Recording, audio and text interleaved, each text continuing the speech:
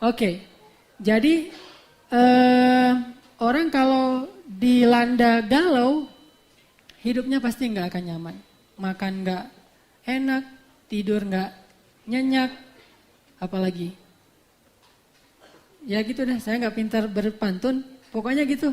Orang kalau misalnya dilanda galau, hidupnya nggak nyaman. Sehingga Nabi paling anti galau. Ini boleh jadi hashtag nih, doa anti galau. Doa hashtag anti galau. Apa doa anti galau? Allahumma inni a'udzubika minal hammi, dari galau. Karena galau itu gak sehat. Kedua, bebas dari minal hammi wal hazan, bebas dari hazan. Apa itu hazan? Hazan itu sedih karena mikirin sesuatu yang hilang dari kita. Atau yang kita gak dapetin. Itu hazan. Kalau bahasa kekitaan, hazan itu gak bisa move on. Jadi generasi merdeka, anak muda yang merdeka itu move on.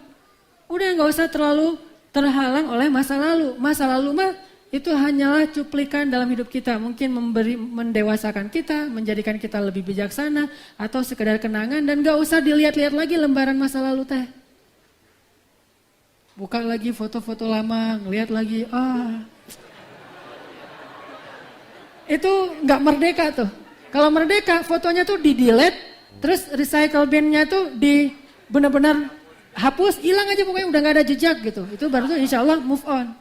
Tapi di-delete, tapi jangan di-recycle bin, siapa tahu ntar berubah pikiran, di-restore lagi. Nah, ini mah gak merdeka ini mah. Masih ada yang gitu-gitu. Atau disimpannya pakai folder,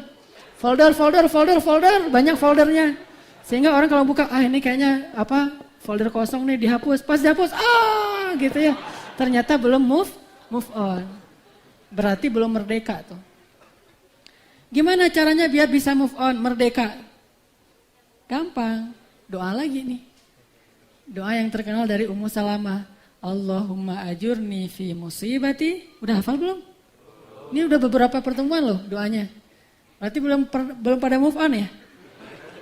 Allahumma ajurni fi musibati wa akhluf li khairam minha. Ya Allah, beri saya pahala dalam musibah ini dan beri saya ganti yang lebih baik darinya. Kan doa move on banget tuh.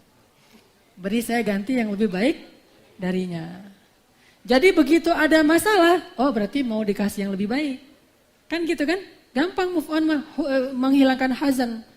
Kalau diputusin, ya udah berarti akan nyambung lagi dengan yang lebih baik. Siapa yang lebih baik? Yang mau menjadi pasangan kita secara halal, yang diakadkan dengan baiat cinta, saya terima nikahnya. Itu namanya baiat cinta. Hashtag.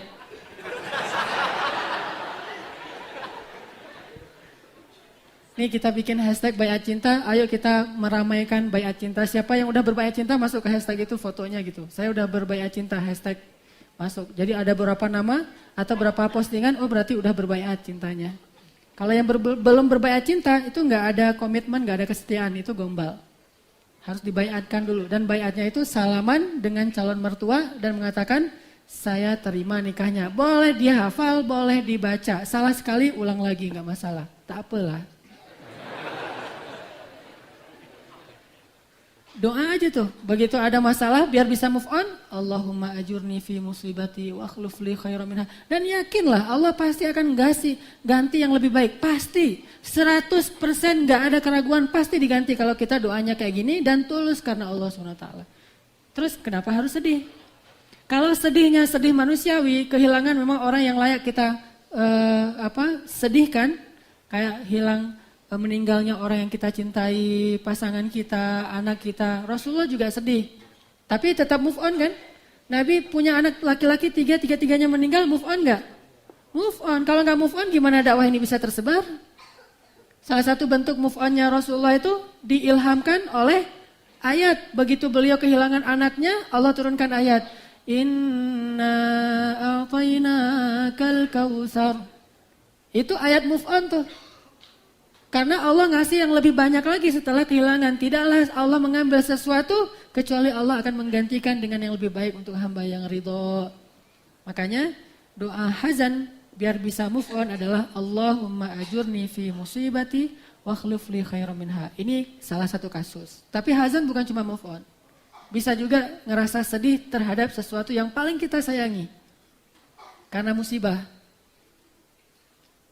Misalnya cewek-cewek pada pakai tas Hermes ya.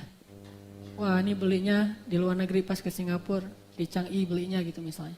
Harganya pas lagi diskon lagi.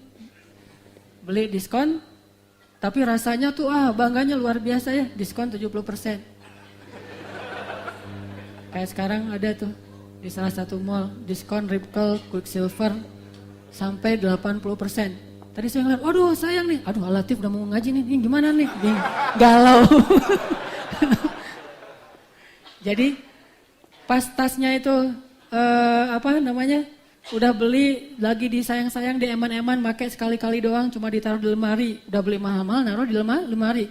Cuma dipakai kalau banyak sama teman-teman yang benar-benar pakai barang-barang branded, jalan yang ke tempat-tempat khusus, ke mall gitu. Ternyata tasnya misalnya nih rusak gitu, atau kotor, atau kena cat, atau apalah. Hazan gak tuh? Wah, rasa sedih yang luar biasa, kehilangan yang luar biasa. Apalagi kalau sampai gak usah kayak gitu. Tasnya sama aja sama teman kita. Galau gak sih? Udah beli mahal-mahal, ternyata sama lagi, makanya bareng lagi tuh. Pas ketemu, sama. Saya kadang-kadang pakai baju aja sama. Aduh, ini sama-sama pakai Keepers of the Deen. Jadi agak-agak gimana gitu. Karena sama-sama pakai baju yang dengan satu brand, dengan satu model. Jadi berasa agak-agak kurang keren gitu. Kan orang keren tuh penting ya. Saking pentingnya keren, habis-habisan buat keren. Udah habis-habisan ternyata malah makin gak keren. Kayak orang operasi ini, operasi itu segala macam ternyata malah jadi bahaya. Nah gitu juga dengan tas, udah beli mahal-mahal, gaya-gayaan pas pakai ada yang sama. Langsung ambil lorong jalan yang lain biar gak kelihatan. Standar jadi pasaran gitu. Hazan gak? Nah ketika kita kehilangan sesuatu yang paling kita cintai, barang, orang, sesuatu yang apapun itu, yang paling kita cintai, maka muncullah sifat hazan dalam diri kita. Gak rela gitu kehilangan sesuatu itu. Baik kehilangan karena kecurangan orang lain, kezaliman, diambil, dicopet, dirampok, atau karena musibah. Kalau orang yang benar-benar hatinya udah